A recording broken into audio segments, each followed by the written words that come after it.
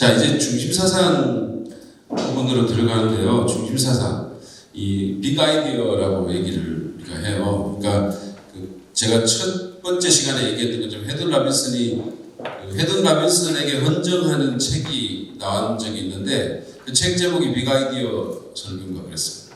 그러니까 이 헤든 라빈슨이 강해설교, 지금 현대 우리 그 강해설교의 어떤 그 체계를 잡은 그루인데 그분의 어떤 그 강해설교의 가장 특징적인 것은 어떤 형식이 아니고 무슨 책 설교 뭐 3대질 이게 아니고 빅 아이디어, 다시 말하면 하나의 성격적 개념을 적용과 함께 전하는 거거든요. 그게 강해설교의 핵심적인 사상입니다. 그래서 그렇기 때문에 이 성경적 개념을 파악하는 것, 이 중심사상을 파악하는 게 굉장히 중요하다. 이건 뭐 어떤 유형의 강해설교든지 마찬가지예요.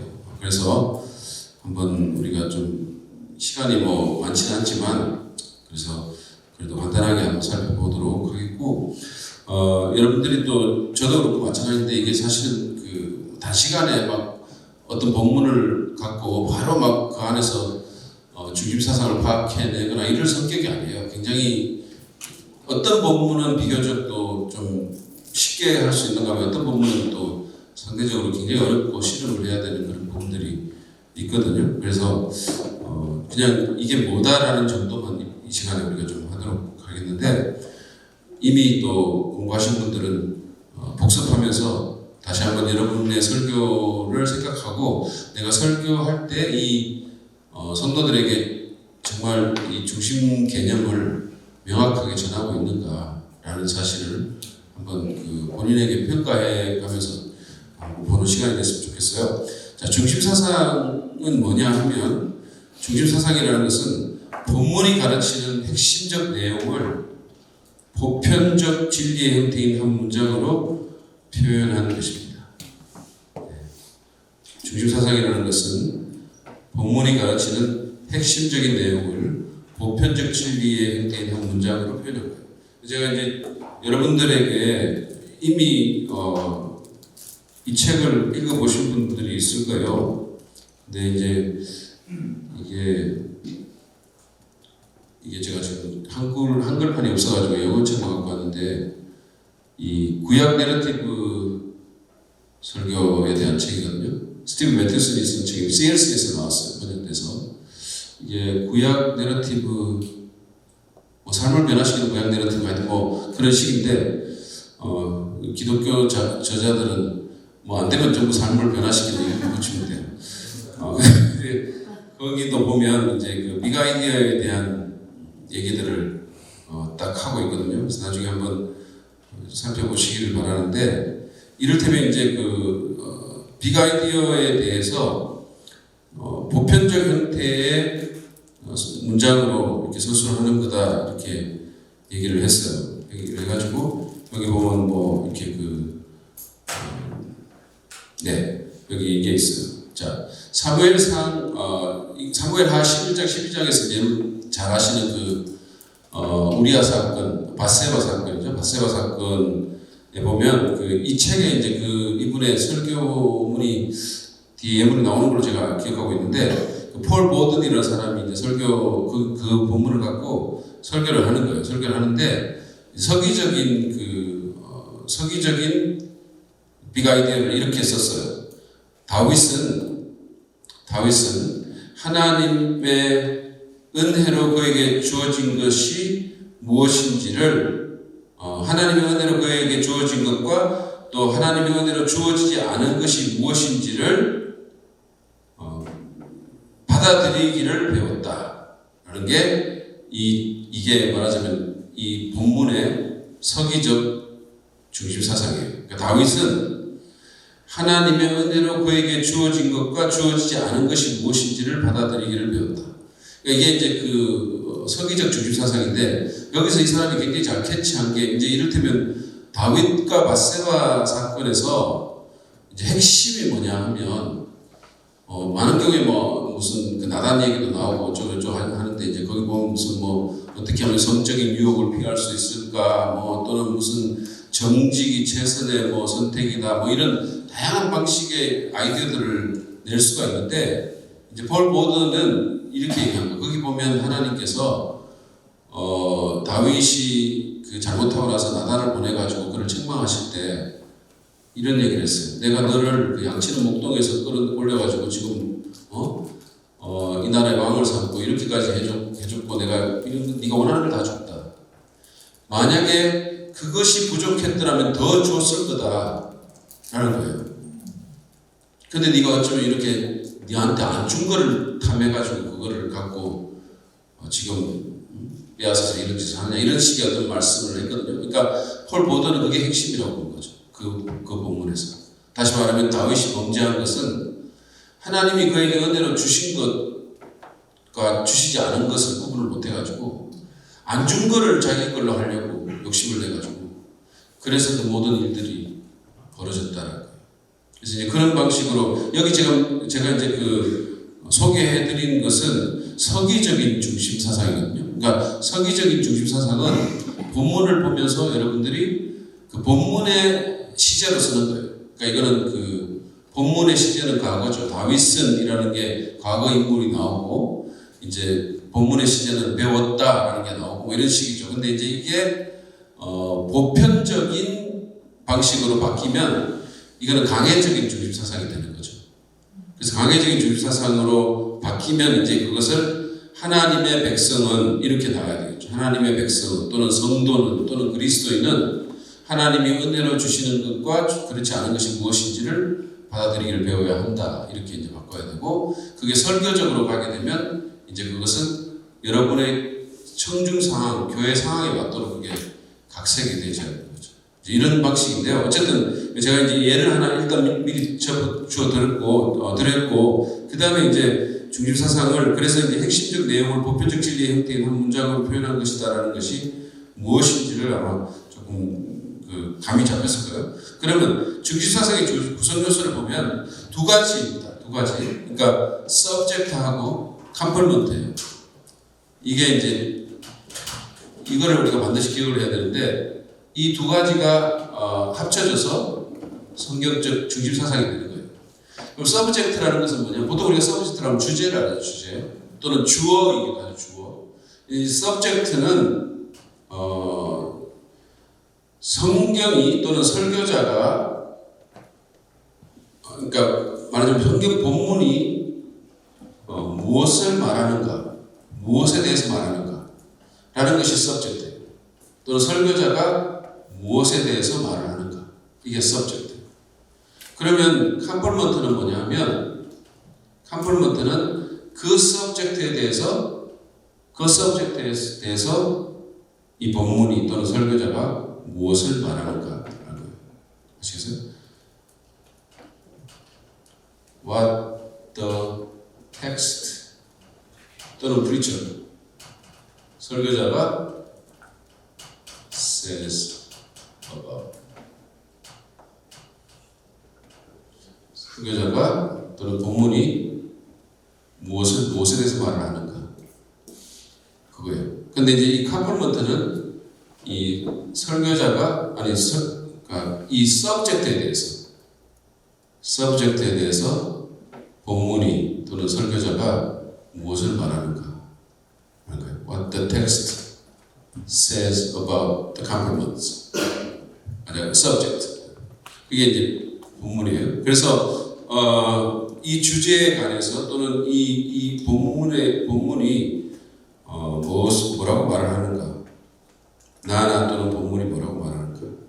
이게 이제 주어와 보어의 차이입니다. 이해가셨죠? 그러니까 나는 또는 본문은 무엇에 대해서 말을 하는가가 서브젝트고 보어는 그 주제 또는 그 주어에 대해서 본문이 또는 나는 뭐라고 말을 하는가. 자, 그러면 이제 중심사상의 중요성을 한번 보죠. 중요성. 중심사상의 서술인가요? 서술입니다. 서술로 갈게요. 중요성은 뭐 저기 저 뒤에 나오죠. 자, 그러면 여기 하나 예가 나왔어요. 앞에서도 제가 폴 보들의 설교를 예를 들었는데 여기서 그 중심사상을 서술할 때는 주어와 보어를 결합해서 하나의 완전한 문장으로 서술한다 그랬어요. 그럼 에베소서 6장 10절부터 17절을 보면 이건 그 뒤에 보시면 한 장 넘기시면 에베소서 6장 10절부터 17절은 뭐에 대해서 말을 하는가 하면 성도가 영적 싸움에서 승리하기 위한 비결에 대해서 말합니다. 성도가 영적인 싸움에서 영적 전쟁에서 승리하기 위한 비결에 대해서 말을 합니다. 그러면 그 컴플먼트는 성도가 영적 싸움에서 승리하기 위한 비결이라는 그 주에서 이 본문이 뭐를 말하는가? 이 본문은 하나님의 전신 갑주를 입어야 한다. 그 비결에 대해서 그렇게 말을 하는 거죠. 그러면 이제 이거를 우리가 서술을 하면 어떻게 서술할 수 있겠어요? 한 문장으로 서술을 한다면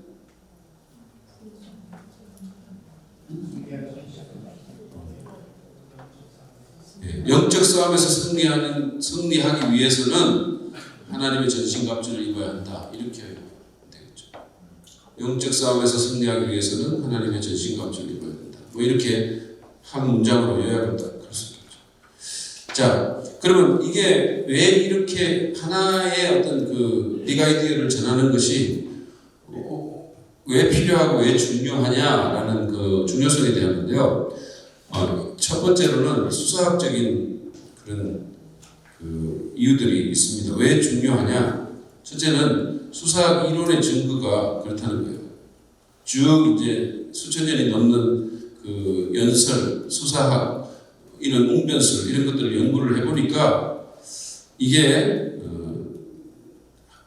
가장 효과적인 전달 방법이다라는 것을 알게 된 거죠. 그래서 제가 거기 아리스토텔레스하고 뒤에 니프틴 교수님 글을 인용을 했어요.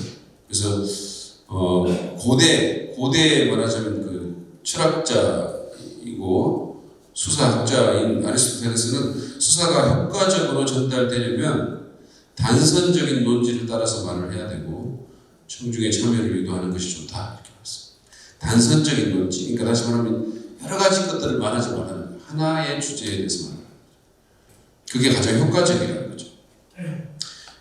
듀에인 빅튼은 다라신학교에서 그 설교학 교수를 하셨다가 위튼 대학교 총장을 했던 분인데 이분도 커뮤니케이션 전공학자죠. 근데 이분이 이렇게 말합니다. 연설의 역사와 우리가 그것으로부터 습득한 교훈은 연설이 최대로 효과적이기 위해서는 단연한 중심 주제만이 충실하게 전개되도록 시도돼야 한다는 것이다. 그러니까 이제 효율성 문제를 얘기하는 거죠. 효율성. 그래서 여러 가지 것들을 말할 수 있어요. 우리가 여러 가지 말을 할 수가 있지만 가장 효과적인 것은 하나의 중심 주제를 얘기하는 것이 가장 효과적이다. 자, 인간 정신의 작용도 중심 사상의 중요성을 말을 합니다. 인간 정신은 어떤 거냐면 인간 정신은 일치를 추구하죠. 일치. 뭔가 이렇게 통일성. 그래서 우리가 기본적으로 막 뭐가 엉클어져 있는 거를 싫어해요. 논리가 꼬이고 막 이렇게 하는 것을 굉장히 힘들어하고 우리가 싫어합니다. 인간 정신이 그렇게 굴러가는 거죠. 뭔가 이렇게 통일되게 뭔가 하나로 이렇게 모아져서 가는 것을 우리가 좋아하죠. 그 다음에 또 질서를 추구합니다. 질서를 추구한다는 것은 인간 정신이 그러니까 제가 그 일치나 통일성 추구에서 잘 드는 예가 있어요. 그 뭐냐면 인간이 어떤 존재냐 하면 수만 광년씩 떨어져 있는 별들도 이렇게 모아가지고 이거는 뭔가 하나를 만들어야 속이 시원한 존재. 그래서 이게 북두칠성이다, 오리온이다. 인간이 그런 존재거든요. 이걸 그렇게 만드는 거죠. 뭔가 이렇게 통일되게, 뭔가 이렇게 일치되게 만드는 걸 좋아하는 정신작용을 하는 거죠. 그리고 이제 질서를 추구합니다. 질서 있게 말하는 것, 논리적으로 얘기하는 것, 이런 것들을 우리가 잘 받아들이고, 막 그 뒤죽박죽되고, 이 말 했다, 저 말 했다 하는 것은 굉장히 힘들어해요. 제일 힘든 사람들이 논리하고 상관없이 말하는 사람. 그래서 그게 참 힘들죠. 대한민국 아줌마들 중에 그런 분들이 가끔씩 있어요. 그 다음에 이제 진행의 추구가 있는데요. 이거는 뭔가 이렇게 무브먼트가 있는 것. 우리가 이렇게 움직임이 있는 인간 정신은 그것을 추구한다는 거죠. 그래서 이제 절정을 향해서 이렇게 나아가 뭔가 하나가 이렇게 쭉 그러니까 음악 같은 경우도 테마가 이렇게 있어가지고 이게 쭉 이렇게 나가잖아요, 그죠? 나가는 거거든요. 이게 막 그래서 이제 진행이 되고 이렇게 절정에 가서 이렇게 연착륙에서 끝이 나야 되는데 제일 우리를 좌절시키는 음악은 끝날 때는 안 끝나는 그런 것들이 있어요. 뭐 이게 끝날 것 같은데 또 이상하게 또 보이고 뭐 이런 진행이 안 돼요. 그런 것들이 있어요. 그 다음에 또 인간 정신은 그 다음에 이제 우리 중심사상을 또 중요한 이유는 집중의 힘이라는 게 있어요. 집중의 힘. 인간은 집중하는 거, 그러니까 집중을 통해서 뭔가 힘을 내는 걸 우리가 많이 보죠. 그죠? 예를 들어서 이 햇볕이 온 사방을 따뜻하게 하지만 그거를 돋보기를 모으면 종이를 태워요. 이게 집중의 힘이죠. 이게 막 사방에 있지만 모아서 태우죠. 주유소 습격수 사건을 보면 나는 한 놈만 팬다라고 말하죠. 이게 집중의 힘이에요. 하나만 그냥 한 놈만 팬다. 그래서 우리가 사역할 때도 선택과 집중. 우리가 모든 걸 다 잘하면 좋겠지만 그렇게 할 수는 없잖아요. 그래서 마치 그 김밥 천국 같은 그런 교회는 어려워요. 모든 음식들이 다 있는데 어느 하나도 그렇게 잘 하는 것 같지는 않아요. 그래도 김밥 천국 김밥이라는 브랜드가 있긴 있어요. 근데 이제 그런 분식점 있잖아요. 모든 게 다 있는데 어느 하나도 잘 하지 않아요. 근데 이제 작은 교회가 그런 유혹을 받으면 좀 힘들어져요. 왜냐하면 리소스가 없는데 다 잘해야 될 것 같은 느낌이 드는 거죠. 근데 그것은 현실적으로 불가능하죠. 그래서 여러분 그 음식점도 보면 어떤 음식점들은 선택과 집중을 해가지고 그래서 우리가 그 집에 가면 순두부 하나는 끝내죠. 거기 찾아가요. 적어도 순두부를 원치 않는 사람 거기 안 가요. 그렇죠. 순두부를 원하는 사람은 거기 가거든요. 그러면 순두부를 원하는 사람이 생각보다 많아요. 그러니까 그런 집들이 잘 되는 거예요. 그러니까 하나라도 잘하는 거죠. 하나라도. 그래서 단순한 교회라는 책이 있거든요. 이거 혹시 한번 안 본 분들 있으면 한번 저는 일독을 권하는데요. 그 책에서도 그런 걸 주장해요. 그러니까 모든 프로그램을 다 막 집어넣어가지고 이것도 하고 저것도 하고 하는데 하나도 잘하는 게 없어요.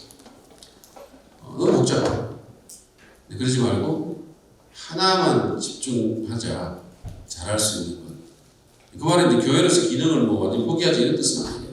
근데 우리가 현실적으로 생각해 보세요. 작은 교회에서 찬양대도 잘하고 주일학교도 잘하고 이거 어떻게 합니까? 제가 우리 교회 지금 제가 심호하고 있는 교회에 가서 저는 없애는 것을 평가받고 싶다는 얘기를 했잖아요. 여러 가지 많은 것을 없앴어요. 근데 제가 없앤 것 중에 하나가 뭐냐면 찬양대를 없앴어요. 제가 가서 찬양대를 없앴어요. 왜 없앴냐? 그 당시에 제가 갔을 때 5, 60명 정도 모였을 때예요. 교회가 완전히 슬럼프에 있었어요.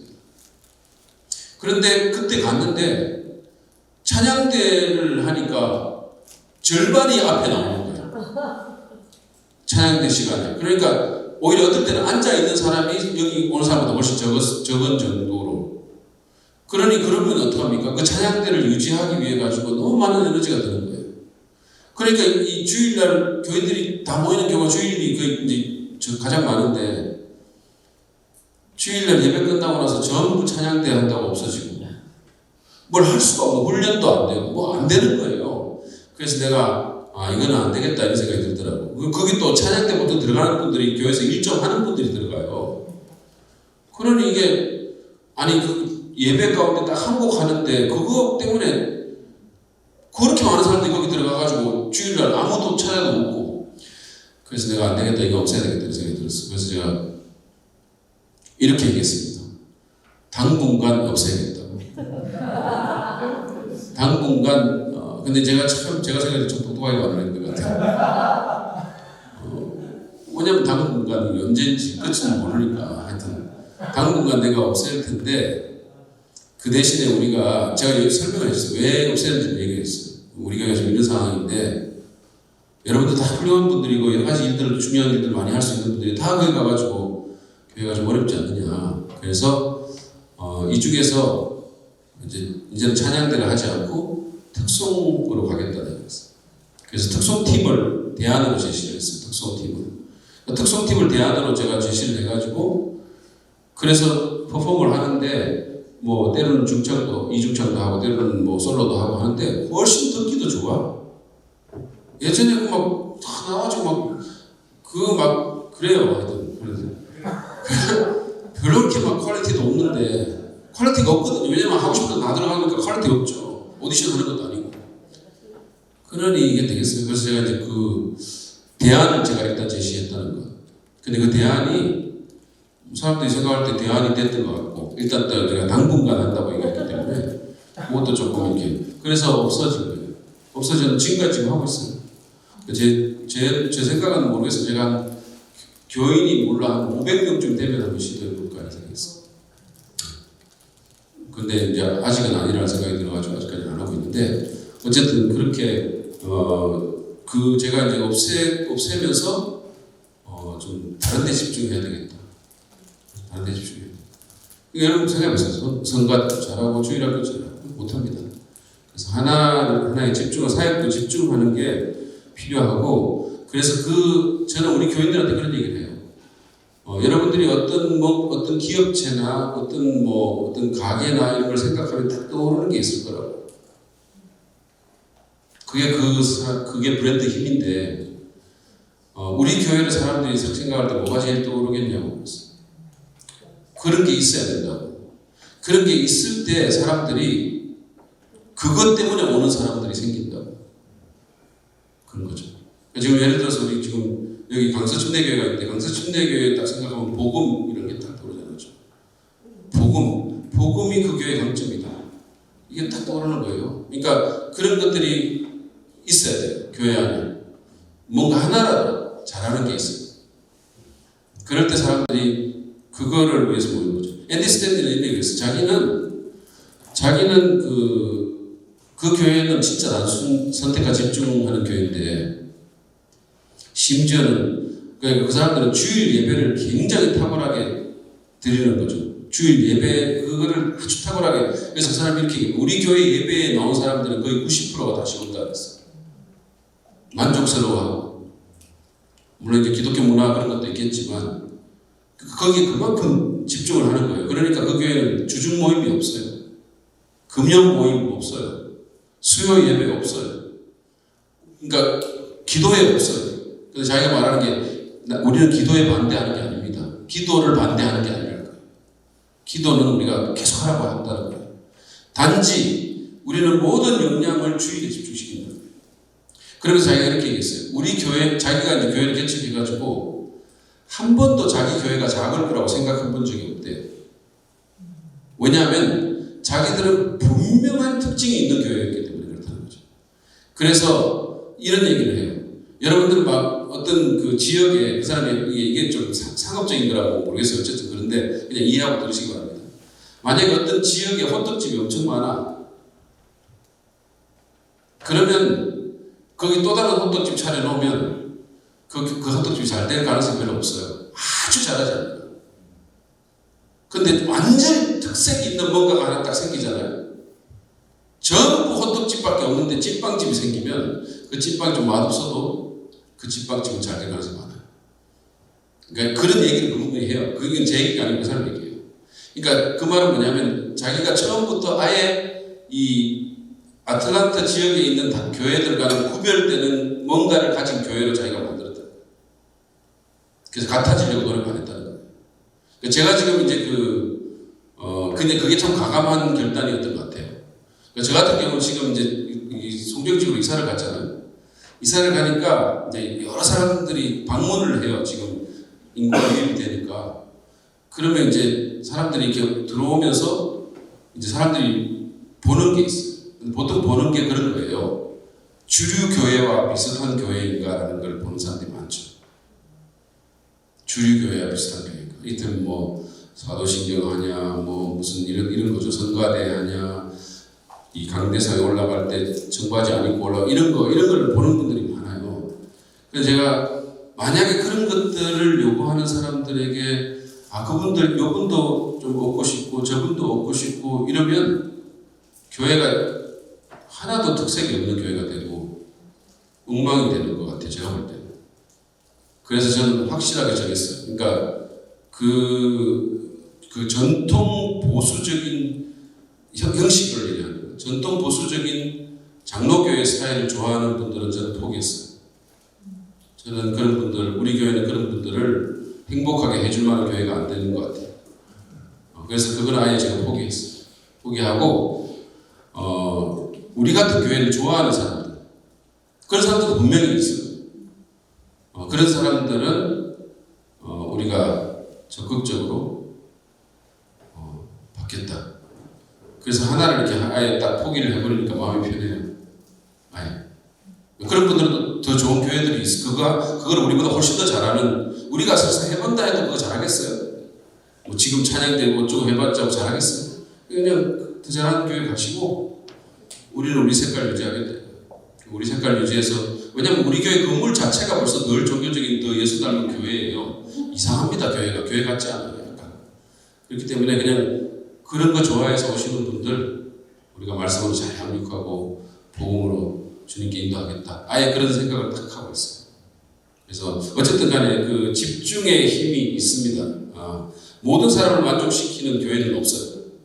모든 사람이 다 좋아하는 교회는 없습니다. 그런 설교자도 없다고 저는 생각해요.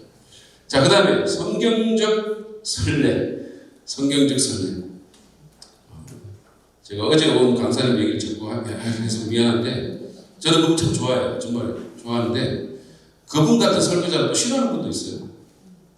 그러니까 그분은 자기 색깔 분명히 하고 끌어들이는 거예요. 자, 그 다음에 성경적 설례를 보면 구약의 선지자들도 보면 뭔가 막 이런 얘기 저런 얘기 안 했어요.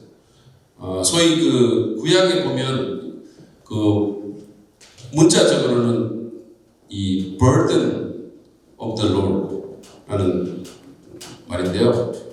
그러니까 보통 주님의 말씀으로 번역이 되어 있어요. 주님의 말씀인데 문자적으로는 이게 주님께서 주신 내 마음에 주신 짐이에요. 짐. 선지자들이 내가 주의 말씀을 전한다고 했을 때 주님이 내 안에 주신 그 burden, 그 짐, 그걸 내가 그 하나를 쏟아냈겠다.